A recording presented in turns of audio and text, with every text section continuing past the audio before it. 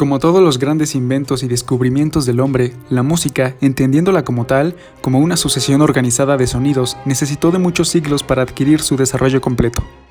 Junto con los primeros intentos de crear formas musicales por demás incipientes y primitivas, se empezaron a crear también los instrumentos que servirían para ejecutar esa música. Instrumentos que, si bien eran también primitivos, para la construcción de los sofisticados y complejos instrumentos actuales.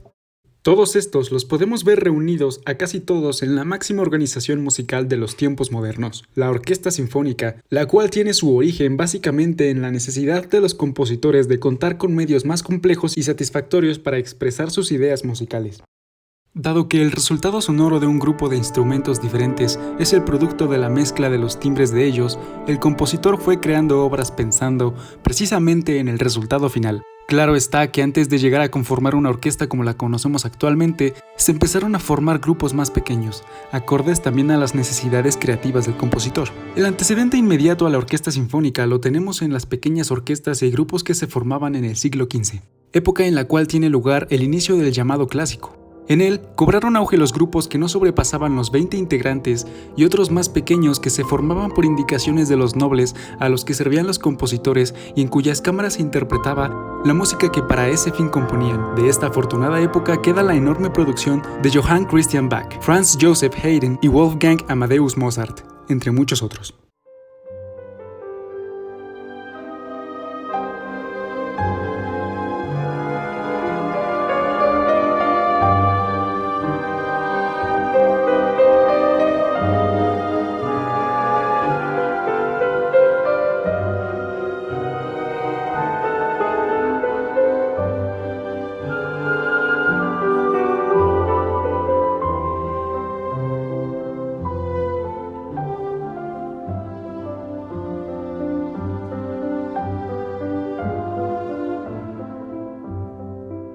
La necesidad de un instrumento sonoro más grande y más variado que los grupos de cámara del siglo XV se da con la llegada del XIX, en el que tiene lugar una de las transformaciones más grandes e importantes tanto en la música como en las demás artes, resultado entre otras cosas de la revolución industrial y que la historia ha registrado como romanticismo.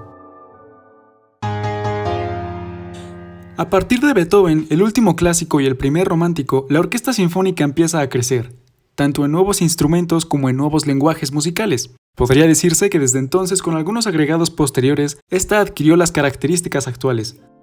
Con algunas modificaciones, principalmente de número de integrantes, la orquesta sinfónica está formada por 4 grandes grupos de instrumentos: cuerdas, violín, viola, violonchelo, contrabajo; maderas, flauta, oboe, corno inglés, clarinete, fagot; metales, cornos, trompetas, trombones, tuba; percusiones, timbales, platillos, gong, piano, campanas, triángulo y prácticamente cualquier objeto de sonido indeterminado que se pueda percutir. Existen además otros instrumentos que, sin pertenecer a ninguno de estos grupos, se encuentran formando parte de la orquesta.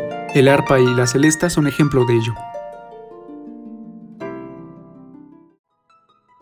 Un integrante esencial que faltaba mencionar no posee instrumento. Este es el director.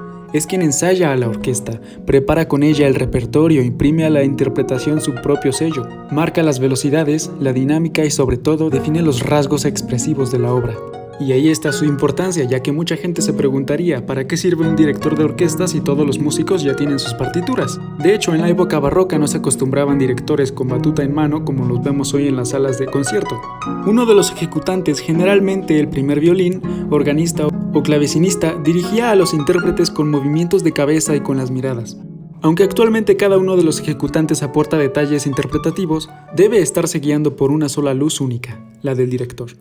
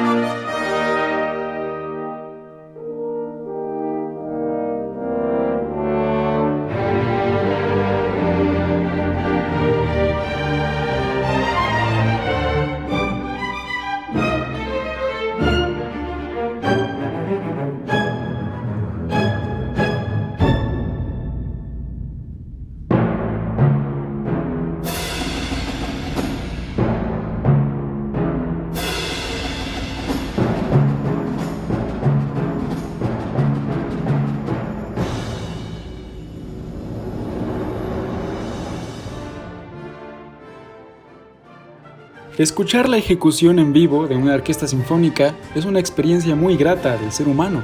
El sonido orquestal supera en mucho el efecto producido por un solo instrumento, por bello que éste sea.